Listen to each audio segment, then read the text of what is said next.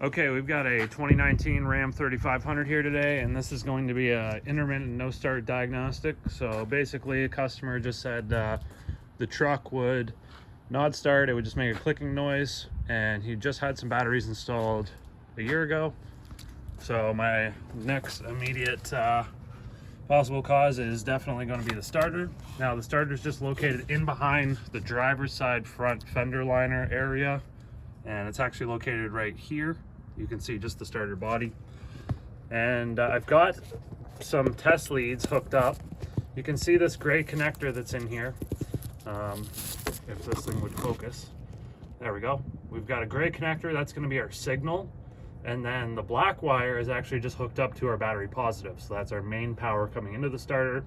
And then, like I say, the gray connector is our signal. So when you push the key, you should then get power to that gray connector that tells the starter to turn on.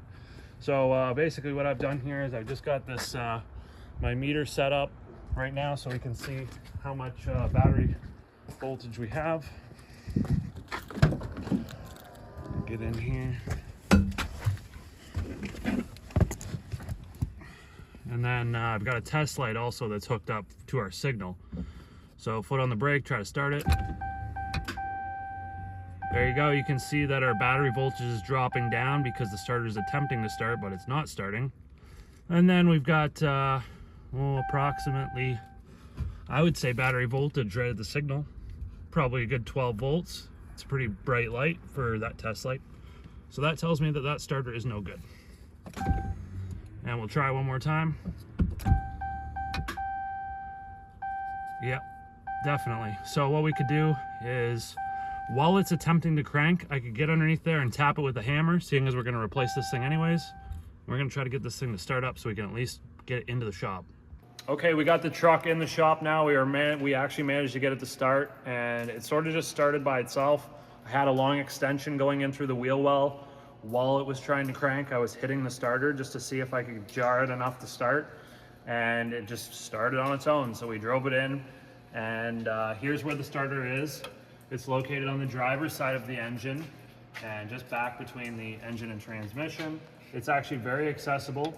You'll notice that there's this big rusty bracket that's in the way of the mounting bolts. So you can access one of the mounting bolts, and then the other one is located in behind that bracket, so the bracket needs to move. We will be doing a video on how to remove and replace it, but this for the most part is just the diag and how to quickly check to see if it is the starter. So yeah, you basically got three connections. You got power, ground, and a signal wire. That's all there is. And like I say, there's that gray connector that's got that yellow wire coming off of it. That's your signal. So you should have 12 volts on that wire going into the starter when it's trying to crank. And the other big, you can see the big nut there in the stud. That should be 12 volts all the time. Even when it's just sitting there, keys out of it and everything, you should have 12 volts on that at least, or battery voltage. And then ground, it just actually grounds through the transmission housing and then through a wire to go back to the battery. So yeah, we just basically confirmed that, yeah, we got battery voltage at the starter and we got good signal. And I knew that it's not the ground because when it did crank over, it cranked over nice and fast and everything like that. So it's probably just got an issue somewhere inside of the starter. It's just not contacting very well. And that's all I pretty much have to say. So hopefully this video helped you just to show you where it is and how to quickly test and diagnose it with a test light. And if you got any questions, throw them in the comments. Don't forget to subscribe. We'll see you in the next one.